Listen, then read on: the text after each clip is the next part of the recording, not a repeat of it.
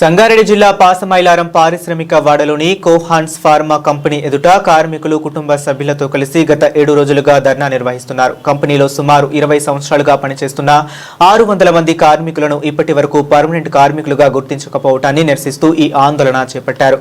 తమకు న్యాయం చేయాలని కోరుతూ కార్మికులు కుటుంబ సభ్యులతో కలిసి పోరాటం కొనసాగిస్తున్నారు. ఈ ధర్నాకు హెచ్ఎంఎస్ యూనియన్ తరపున అధ్యక్షుడు ఈశ్వర్ ప్రసాద్ పూర్తి మద్దతు ప్రకటించారు. కార్మిక చట్టాలను తుంగలో తొక్కుతూ యాజమాన్యం కార్మికుల శ్రమను దోచుకుంటుందని ఆయన ఆరోపించారు. కాంట్రాక్ట్ కార్మికులను పర్మనెంట్ గా గుర్తించే వరకు పోరాటం ఆగదని, కార్మికుల పక్షాన సంపూర్ణ మద్దతుతో ఉద్యమం కొనసాగిస్తామని హెచ్ఎంఎస్ యూనియన్ స్పష్టం చేసింది. నమస్తే, అందరికీ నమస్తే. నేను ఈశ్వర్ ప్రసాద్, హెచ్ఎంఎస్ రాష్ట్ర కార్యదర్శి.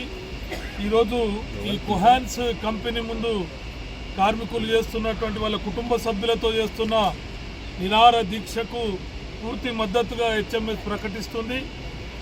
ఈ కోహాన్స్ కంపెనీ అనేటువంటిది దాదాపు 600 మంది 20 సంవత్సరాల నుంచి పనిచేస్తున్న ఈ కంపెనీలో దీని టర్నోవర్ 14,599 కోట్ల రూపాయలు ఉంది. లాభం వాళ్ళ అకౌంట్స్లో 313 కోట్ల నికర లాభం 2025కు 24కు సంబంధించి చూపిస్తున్నారు. మరి వీళ్ళు చేస్తున్న డిమాండ్స్ ఏమిటి అంటే సింపుల్గా మమ్మల్ని రెగ్యులరైజ్ చేయండి, 20 ఏళ్ళు దాటింది అని అన్నారు. అందరూ కూడా కోర్ ప్రొడక్షన్ యాక్టివిటీస్లో చేస్తున్నారు. అయితే మనకు ఎంప్లాయ్మెంట్ స్టాండింగ్ ఆర్డర్స్ యాక్ట్ చెప్తున్నది చాలా స్పష్టంగా, ఎవరైతే కోర్ ప్రొడక్షన్లో చేస్తారో వాళ్ళని పర్మనెంట్ చేయాలని చెప్తున్నది. వాళ్ళ డిమాండ్ న్యాయమైంది. ఖచ్చితంగా ఈ యజమాన్యం అనేది చేయాలి, వాళ్ళని రెగ్యులరైజ్ చేయాలి. డీసీఎల్ గారు కూడా, గౌరవ డీసీఎల్ గారు కూడా వాళ్ళు వచ్చి ఇక్కడ ఇన్స్పెక్షన్ చేసి వాళ్ళు కోర్ యాక్టివిటీస్లో చేస్తున్నారు, వాళ్ళని పర్మనెంట్ చేయడానికి లెటర్ ఇచ్చాడు. మరి ఈ లేబర్ డిపార్ట్మెంట్కు ఉన్నతమైన అధికారి ఆయన చెప్పినాక కూడా వినకపోతే ఇంకా ఎవరు చెప్తే ఉంటుంది యజమాని అని ప్రశ్నిస్తున్నాం. ఈరోజు గణతంత్ర దినోత్సవం, భారత రాజ్యాంగం అమలైనటువంటి దినం. ఆ రాజ్యాంగంలో ఉన్నటువంటి చట్టాల్లో SRO 1946 standing orders, contract labour liberation and regulation act అనేటువంటిది 1971లో సెక్షన్ 10(2) చెప్తున్నది కోర్ యాక్టివిటీ చేసిన వాళ్ళని రెగ్యులరైజ్ చేయాలని. మరి రాజ్యాంగం అమలయ్యే దినం ముందు రోజు కూడా మీరు నిర్ణయం తీసుకోకపోవడం అమానుషం.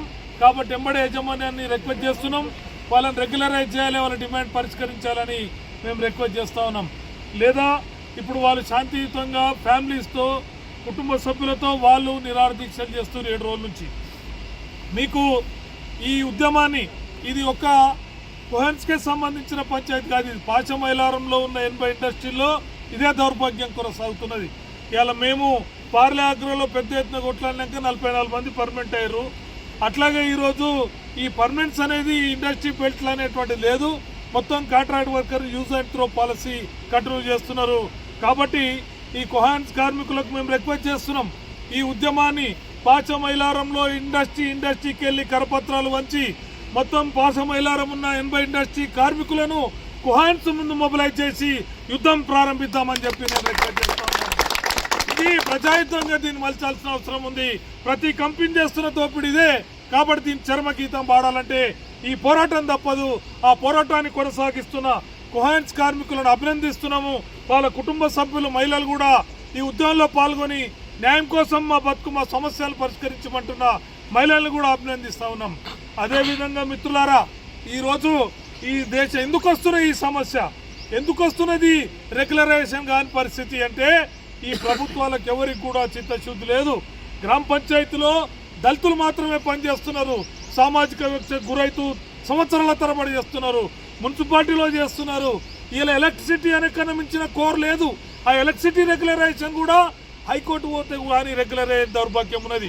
కాబట్టి ప్రభుత్వాలకు ఒక విధానం లేదు. భారత రాజ్యాంగంలో ఏదైతే అంబేద్కర్ గారు పెద్దలు చెప్పినటువంటి సూత్రాలను ఒక్కటి కూడా అమలు చేస్తలేరు. ఇవాళ 388 కోట్ల టర్నోవర్ ఉన్న కంపెనీలో వీళ్ళేమన్నా డిమాండ్ చందమామని కోరట్లేదుగా, మా బతుకులను రెగ్యులరైజ్ చేయమంటుండు, ఒక అపాయింట్మెంట్లు ఇవ్వమంటున్నాడు, అట్లాగే చట్టపరంగా వచ్చే సౌకర్యాలు ఇవ్వమంటున్నాడు. ఈ డిమాండ్ ఒప్పుకొని దౌర్భాగ్యం ఈ కోహాన్స్ అనేటోడు మేనేజ్మెంట్ అనేటువంటి తప్పుడు పద్ధతి. ఈ దేశంలోనే టాటా ఉన్నాడు. ఇలా రతన్ లాల్ టాటా ఫ్యామిలీ అని ప్రకటిస్తాడు. ఇల్లు, విద్య, అట్లాగే వైద్యం, ఇవన్నీ కూడా వాళ్ళకి గ్యారెంటీ ఇస్తున్నాడు. ఒక ఇండస్ట్రీ ఓనర్ అయినా కూడా ఈ దేశంలో పెద్ద మోనోపాలిస్ట్. అసలు నువ్వు టాటా ఫ్యామిలీ అందరినీ కుటుంబ సభ్యులు చూస్తున్నా ఆ ఒరవడిని పాటించాలని కోహాన్స్ యాజమాన్యానికి మేము సవినయంగా విజ్ఞప్తి చేస్తున్నాం. మీరు ఈ వైఖరి కార్మిక వ్యతిరేక వైఖరి విడనాడకుంటే ఇది కేవలం ఏదో జెండా వాళ్ళు వాళ్ళ యూనియన్ మే యూనియన్ అనట్లేము. ఏ జెండాతోటి ఎవడు పుట్టుకతో ఏ జెండా పుట్టలేదు మిత్రులారా. పోరాటంలో కార్మికులు అందరం ఒకటే కులం కాబట్టి ఏ జెండాలకు అతీతంగా ఈ యుద్ధాన్ని కొనసాగించాలి.